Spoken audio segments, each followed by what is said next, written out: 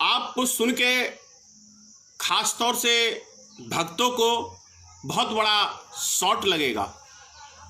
जो चीज मैं आज आपको 3 साल पहले का एक वीडियो दिखा रहा हूं, जब श्री नरेंद्र मोदी जी अमेरिका की यात्रा पे गए थे और अमेरिका को क्या तोहफा दे के आए, उसका मैं आपको प्रमाण दे रहा हूं। बहुत शॉर्ट लगेगा आपको। मैं बिना प्रमाण के कोई बात नहीं करता हूं। तो आपको मैं दिखाना चाह रहा हूं वो वीडियो।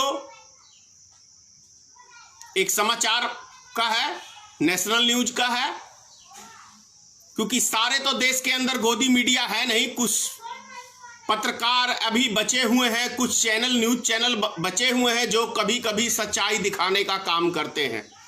तो मैं आपको दिखा रहा हूं, ध्यान से गौर से देखिएगा कि जिसके ऊपर आप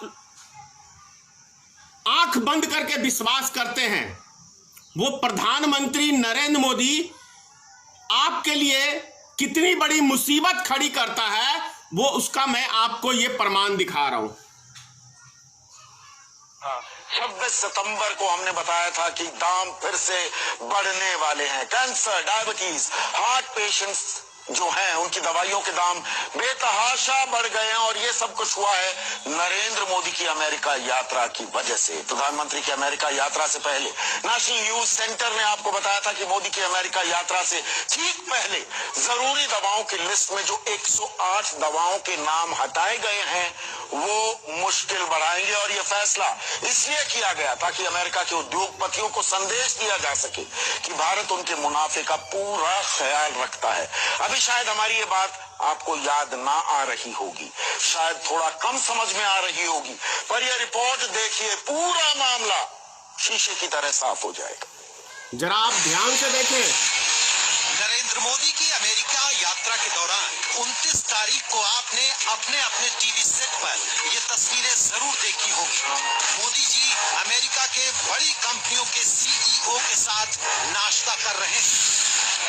आपने देखा होगा टीवी चैनलों के जाने माने पत्रकार और एंकर चिल्ला कर आपको ये बता रहे थे कि प्रधानमंत्री मोदी से मिलने के लिए जानी मानी कंपनियों के सीईओ भागे भागे आए। मोदी जी देश के लिए व्यापार जुटा रहे थे, लेकिन किसी ने आपको ये नहीं बताया कि ये नाश्ता दरअसल हिंदुस्तानियों पर, आप पर, मुझ पर कितना भारी पड़ने वाला है। नरेंद्र मोदी के साथ नाश्ते की टेबल में बैठे इन बड़े सीईओ में से 3 की तारीफ हम आपको बताते हैं।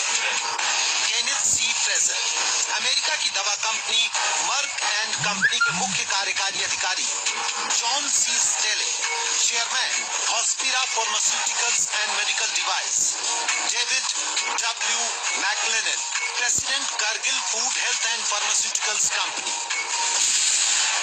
आप कहेंगे अरे भाई कौन सा गुनाह हो गया, देश के प्रधानमंत्री मोदी देश के लिए दिन रात एक कर रहे हैं और आपको चैन नहीं। अब थोड़ा धीरज रखिए और इस नाश्ते की टेबल पर जो सीईओज बैठे हैं उनकी कंपनियां कौन सी दवाई बनाती हैं उस पर गौर कीजिए। और गौर कीजिए इस बात पर कि यात्रा से पहले इन दवाइयों के दाम क्या थे और यात्रा के बाद अब दाम क्या हो गए हैं। लेकिन उससे पहले इसी खबर का एक और पहलू देखिए। अगर हम कैंसर की बात करें, ब्लड प्रेशर की बात करें, कोलेस्ट्रॉल की बात करें, डायबिटीज, टीबी, इन सब का इलाज करने वाली जो दवाइयां 26 सितंबर की रात को हमने आपको नेशनल न्यूज सेंटर में खबर दिखाई थी कि दवाई के दाम तय करने वाली संस्था राष्ट्रीय औषधि मूल्य निर्धारण प्राधिकरण NPPA ने 108 दवाइयों को आवश्यक दवाइयों की सूची से निकाल दिया है। नतीजा, बेहद घातक बीमारियों की बेहद जरूरी दवाइयां महंगी हो जाएंगी। इन जरूरी दवाइयों के दाम अब सरकार तय नहीं करेगी, बल्कि दवा कंपनी अपनी मर्जी और मुनाफे के आधार पर तय करने लगी। अब इस असर को समझने के लिए देखिए ये ग्राफिक्स। कैंसर की दवा गैफ्टिनेट जो पहले 5,900 की थी, अब 11,500 की हो गई। कैंसर की ही दवा वेविक पहले 8,500 की थी, वो अब 1,08,000 रुपए की हो गई। इसी तरह ब्लड प्रेशर की दवाई कार्टिल 5 mg पहले 92 रुपए की थी, अब 128 रुपए की हो गई है।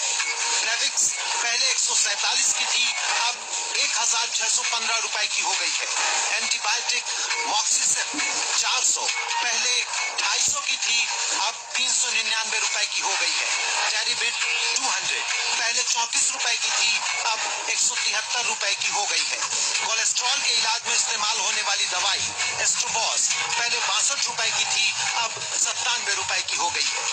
अब आपको समझाते हैं कि मोदी की अमेरिका यात्रा से पहले और यात्रा के बाद दवाइयों की कीमत में अंतर और दवा कंपनियों के सीईओ के साथ उनके नाश्ते का रिश्ता क्या है। केनेथ सी फ्रेजर की मर्क एंड कंपनी कैंसर की दवाई बनाती है और ये भारत में आर्बिट्रक्स नाम से कैंसर की दवाई बेचती है। जॉन सी स्टेले की company Hospira pharmaceuticals and medical device Bharat की कंपनी कैडिला हेल्थ केयर के साथ मिलकर काम करती है। ये कंपनी भी कैंसर की दवाई साइटोटॉक्सिक बनाती है। David W मैकलेनन president Cargill food health and pharmaceuticals company, इनकी कंपनी कीटनाशक जेनेटिकली मॉडिफाइड बीजों की दुनिया में सबसे आगे है, जिसे लेकर पिछली सरकार में काफी विवाद रहा है। अब तस्वीर साफ हो गई होगी कि नाश्ते की टेबल पर मोदी जी ने दवा की कंपनियों को क्या संदेश दिया और भारत में निवेश के लिए उचित माहौल की क्या तस्वीर दिखाई होगी। ये भी बात आपको समझ में आ गई होगी। प्रिय मित्रों, मैं जो बातें कहता हूं कि श्री नरेंद्र मोदी जी दरअसल विदेशी एजेंट हैं, इसमें कहीं कोई संदेह की बात नहीं है। आपको याद होगा कि जब नरेंद्र मोदी ने नोटबंदी किया था तो मेक इन इंडिया का नाम दिया था, डिजिटल इंडिया का नाम दिया था, और डिजिटल करने के लिए एक तरफ तो देश की जनता को यह बताने में लगे हुए थे नरेंद्र मोदी जी कि चाइनीज सामान का विरोध करो, और जो कि आज भी ऐसा हो रहा है। दूसरी तरफ पेटीएम बैंकिंग सिस्टम, चाइना की कंपनी है पेटीएम, लॉन्च किया पेटीएम को चाइना की कंपनी को। क्यों? क्या भारत में कंपनियां कम थी या भारत में उस लायक आदमी नहीं है? ये प्रश्न है। अब थोड़ी सी बात आप समझ लीजिए। अभी वर्तमान के अंदर जो हमारे 20 जवान को शहीद कर दिया गया चाइना के द्वारा, उसकी एक भारी रकम नरेंद्र मोदी सरकार ने चाइना से ली है। भारी रकम, चाहे उसे हम लोन पे कहिए, चाहे उसकी सौदेबाजी कहिए। इसीलिए कल मन की बात में एक भी शब्द चाइना का मुख से नरेंद्र मोदी के नहीं निकला कि हम चाइना को मुंह तोड़ जवाब देंगे, क्योंकि नरेंद्र मोदी भले ही कहे कि मैं बाल ब्रह्मचारी हूं, सन्यासी हूं, लेकिन भैया बाल ब्रह्मचारी तो रामदेव बाबा भी अपने आप को ढोल पीटते हैं, लेकिन कितनी दौलत के मालिक बन गए ये आपने देखा। कुछ ही सालों में हिंदुस्तान के गिने चुने उद्योगपतियों में है रामदेव बाबा का नाम। उसी प्रकार अब नरेंद्र मोदी का किस देश में कौन सा बाल बच्चा है इसकी कोई गारंटी नहीं है, क्योंकि नरेंद्र मोदी के जो बात पे विश्वास करता है, मैं समझता हूं इस संसार का सबसे बड़ा नादान मूर्ख व्यक्ति है, क्योंकि नरेंद्र मोदी ने जीवन में कभी सच कहा नहीं। अगर मोदी ने कहा कि मैं पूरब जा रहा हूं तो निश्चित वो पश्चिम की ओर जाएगा। आप एक एक वाक्य मोदी जी का सिर्फ आप याद कर लीजिए कि नरेंद्र मोदी ने जितने भाषण दिए हैं, क्या उनमें से एक पे भी अमल किया है अभी तक? जो घोषणा पत्र है उसके अनुसार। अब बात बहुत सारे भक्त कहेंगे कि 370 धारा, अरे भैया जम्मू कश्मीर का क्या, जम्मू कश्मीर के अंदर ही सिर्फ 370 धारा है, और भी प्रदेशों के अंदर है हिंदुस्तान के अंदर, उनमें क्यों नहीं हटाई गई? क्योंकि नहीं, हिंदू मुसलमान का वहां कार्ड खेलना है। ट्रिपल तलाक की बात आ जाएगी, उससे भी हिंदू मुसलमान का ही कार्ड खेलना है। राम मंदिर की बात आ जाएगी, उससे भी यही 3 काम भक्त गिनाते हो ना। तो ये तीनों चीज में नरेंद्र मोदी को वोट बैंक की राजनीति झलकती है, और वोट बैंक के लिए ही ये तीनों काम किए गए हैं। एक काम बता दीजिए, 7वां साल है, क्या एक हॉस्पिटल का निर्माण हुआ भारत के अंदर मोदी सरकार में? क्या एक कॉलेज का निर्माण हुआ? क्या एक स्कूल का निर्माण हुआ? किसी चीज का? बल्कि जितनी भी वस्तुओं की नरेंद्र मोदी चुनाव के टाइम के अंदर बातें करते थे, उनके दाम 100 गुना बढ़ गए। तो एजेंट है ना नरेंद्र मोदी जी, चाहे वो विदेशी कंपनी का हो, चाहे वो भारत की कंपनी का हो। नरेंद्र मोदी एक विदेशी और उद्योगपतियों का एक एजेंट के रूप में काम कर रहा है। उसको भारत की जनता से कोई लेना देना नहीं है। अब थोड़ी सी बहुत आसान सी बात आप समझिए कि एक डीजल ऐसा वस्तु है कि यदि डीजल का दाम बढ़ता है तो ऑटोमेटिक हर चीज का दाम बढ़ जाएगा, क्योंकि बसें उससे चलती हैं, 4 चक्का वाहन चलता है, किसान जो खेती करता है उसमें क्या कहते हैं, ट्रैक्टर के अंदर डीजल की आवश्यकता होती है। और जब डीजल महंगा होगा और किसान की खेती महंगी होगी तो किसान मरेगा या जिएगा, इसका फैसला आप स्वयं करें। अगर बस में किराया महंगा होगा तो किसकी जेब पे असर पड़ेगा? आम जनता की। यानी कि मिला जुला के कहें तो मोदी सरकार एक उद्योगपतियों का एजेंट के रूप में भारत का कम और विदेशों का ज्यादा, जैसा कि अभी आपने न्यूज 24 समाचार के माध्यम मैंने दिखाया, 3 साल पुराना वीडियो है। उस टाइम में भी मैंने इस वीडियो को शेयर किया था, लेकिन उस टाइम में यह वीडियो उतना वायरल नहीं हुआ था, क्योंकि अंधभक्ति का जो चश्मा ओढ़े हुए हैं उनको यह चीज नजर नहीं आएगा। थोड़ी सी अंधभक्ति का चश्मा उतार के थोड़ा अपने समाज के लिए, थोड़ा अपने देश के लिए सोच के देखिए, तो आपके दिल में जो जगह मोदी की बनी हुई है ना, मैं कह रहा हूं जूता उतारेंगे और ऐसे व्यक्तियों को ढूंढेंगे आप, क्योंकि ये देश के लिए बहुत बड़ा दीमक है। दीमक धीरे धीरे देश की जनता को दीमक की तरह चाट गया, देश को खोखला कर दिया। आप समझिए, ये राहु केतु भारतीय समाज के अंदर राहु केतु का एक बहुत बड़ा तिग्रमबाजी में योगदान है। इसीलिए नरेंद्र मोदी और अमित शाह को मैं राहु केतु कहता हूं। ये ग्रहण है, ग्रहण इस देश के लिए, ये देश के विकास के लिए, भारत के विनाश के लिए ये 2 व्यक्ति आए हैं, विनाश के लिए। इनसे भारत का कभी भला होने वाला नहीं है, चाहे ये जितने डींगे हाँक ले। कल मैं शहनवाज हुसैन साहब को सुन रहा था डिबेट के ऊपर, वो कहते हैं कि क्या आपको अपने देश के प्रधानमंत्री पे, जुबान पे विश्वास नहीं है? क्या आपको गृह मंत्री के ऊपर विश्वास नहीं है? कैसे विश्वास हो जाएगा? राजनाथ सिंह ने तो कहा कि जमीन हमारी कब्जा हुई है, मोदी जी कह रहे हैं नहीं हुई है, कैसे विश्वास हो जाएगा?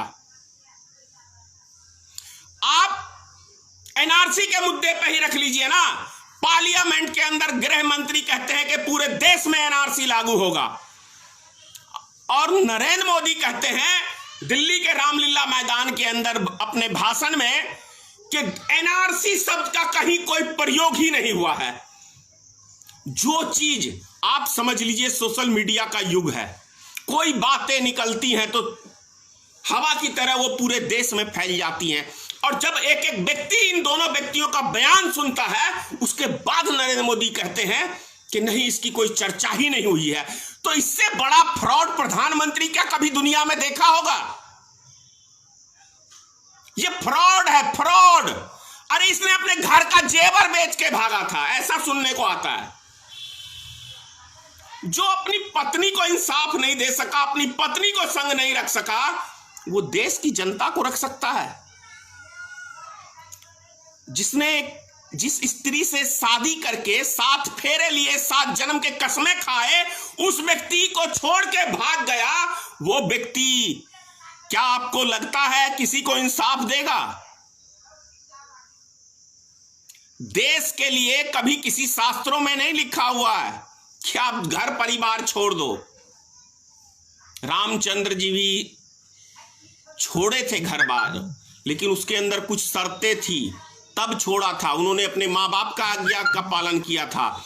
और रामराज की जो बातें होती हैं, क्या रामराज के अंदर कभी किसी के ऊपर अत्याचार होता था? आप जरा खुद सोचिए, खुद फैसला करिए। मैं आपसे ही पूछ रहा हूं कि क्या रामराज के अंदर इंसानों पे अत्याचार होता था? रामराज का मतलब है एक एक व्यक्ति, जनता सुखी, सभी वर्ग के लोग खुशहाल से रहे, शांति से रहे, वो हुआ रामराज।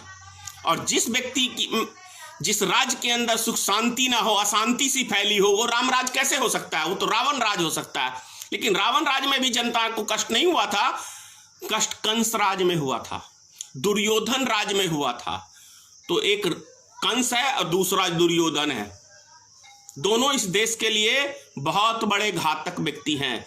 ज्यादा क्या कहूं प्रिय मित्रों।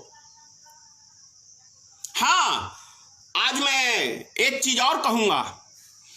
आत्मनिर्भर की भारत की बात करते हैं ना, आत्मनिर्भर, जो आप सबको याद होगा अमित शाह से आत्मन भारत बोला गया। आत्मन भारत, आत्मनिर्भर नहीं, एक ये भी लफ्ज नहीं बोला पार लगता है। ये व्यक्ति हमारे देश के गृह मंत्री हैं। अब बात करते हैं थोड़ी सी चाइनीज सामान के ऊपर ही। मैं आपको बताऊं, 82-83 के अंदर मैं दिल्ली में नौकरी करता था और उस जमाने के अंदर टीवी बहुत कम मात्रा में थी और रेडियो का युग था। तो मैं रेडियो की कंपनी में काम करता था, जो स्टेशन पकड़ता है, जिससे घुमा के हम स्टेशन पकड़ाते हैं, उसको गैंग कहते हैं। तो गैंग की फैक्ट्री में मैं काम करता था। उस जमाने के अंदर चाइना से पहली बार गैंग आया। आपको बताएं, लाजपत मार्केट दिल्ली का जो है सबसे बड़ा एशिया की मंडी है। 3 रुपए 20 पैसे में गैंग बिकता था भारत का, लेकिन चाइना ने 1 रुपए 90 पैसे में बहुत फिनिशिंगदार क्वालिटी, मतलब बहुत ही उम्दा क्वालिटी का उसने निकाल दिया। चाइना का गैंग भारत में, दिल्ली के अंदर, सिर्फ दिल्ली में 110 कंपनियां थी छोटी बड़ी उस टाइम के अंदर। वो 110 कंपनियां 1 साल के अंदर में ताला लग गया उनका। सब चाइनीज गैंग बनाने लगे, मतलब यूज करने लग गए रेडियो वाले, क्योंकि सस्ता पड़ रहा था। 1 रुपए 30 पैसे का अंतर था। तो भारत के अंदर जब तक हमारी राजनीतिक भ्रष्टाचार के लिप्त रहेगी, और जैसा कि अभी मोदी जी ने कहा, आत्मनिर्भर भारत कैसे बन जाएगा भाई? आप तो विदेश के एजेंट हो, विदेशी कंपनियों के। तो यहां के जो छोटे उद्योग हैं वो तो कभी फल फूल सकते ही नहीं है। हाँ, भाषण में आपकी बातें बहुत अच्छी हो सकती हैं, लेकिन जमीन पे इन बातों का कोई अर्थ नहीं होता है। क्योंकि जब विदेश का सामान भारत के अंदर 5 रुपए का आएगा और वही सामान यदि हम भारत में बनाएंगे, उसकी लागत 10 रुपए लगेगी, तो विदेश का ही सामान लोग खरीदेंगे। चलिए बात कर लेते हैं, ऐसा क्या चीज भारत में बनता है। इलेक्ट्रॉनिक्स लाइन के अंदर की बात कर लेता हूं, क्योंकि मैं इलेक्ट्रॉनिक्स से ही जुड़ा हुआ व्यक्ति हूं। मैंने 25 से लेकर 28 साल लगभग नौकरी किया है। तो मैं आपको बता दूं, ट्रांजिस्टर जानते हैं, ये इलेक्ट्रॉनिक्स वाले व्यक्ति जानेंगे। आईसी हर सेट के अंदर लगता है, टीवी हो, मोबाइल हो, रजिस्टर, ये सब चीजें भारत में नहीं बनती है। ये सब चीजें पहले ताइवान में बनता था, कोरिया में बनता था। जब से चाइनीज सामान आया तो कोरिया वाले की भी ऐसी तैसी कर दी इसने, क्योंकि ये इतना सस्ता सामान बना के बेचते हैं। भले सामान में जान हो ना हो, क्योंकि सस्ता की बीमारी है सबको। आज भारत सरकार यदि भारत को यदि विश्व गुरु बनाना चाहती है, शक्तिशाली देश बनाना चाहती है, तो आज चाइना से सभी संबंध बंद कर दे। आज की बात कर रहा हूं। देखो चाइना की क्या हालत हो जाएगी, टट्टी पेशाब सब बंद हो जाएगा चाइना का। क्योंकि पूरी दुनिया में जितना चाइना व्यापार करता होगा, मैं समझता हूं 50% व्यापार का मार्केट भारत है, चाइना का। भारत करने की हिम्मत है मोदी सरकार में। हम लोग सब साथ हैं मोदी सरकार के। बोलिए। या बॉर्डर की बात करते, बहुत सारे व्यक्ति कमेंट्स करते हैं कि बॉर्डर पे जाके देखो। भैया, मेरा नाम धनेश्वर महतो है, सम्राट अशोक का वंशज हूं। खून में पानी नहीं है, आग है। इस उम्र में भी बॉर्डर पे अपनी देश की रक्षा करने के लिए कहीं भी जा सकता हूं। क्या दम है तुम में? आज मेरे जितने भारतीय मित्र पार्टी के कार्यकर्ता हैं, सारे बॉर्डर पे पहुंचने के लिए तैयार हैं। बोलो आरएसएस वाले, क्या तैयार हो तुम? मेरी भारतीय मित्र पार्टी की एक एक वर्कर बॉर्डर पे जाने के लिए तैयार है। बोलो आरएसएस वाले, भगवाधारी, डुप्लीकेट हो, सनातन धर्म को बदनाम करने वाले आरएसएस।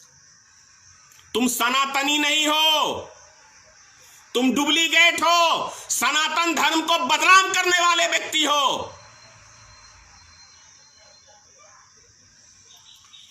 जब जरूरी पड़ेगी इस देश के लिए शरीर का एक एक खून का कतरा देगा ये धनेश्वर महतो।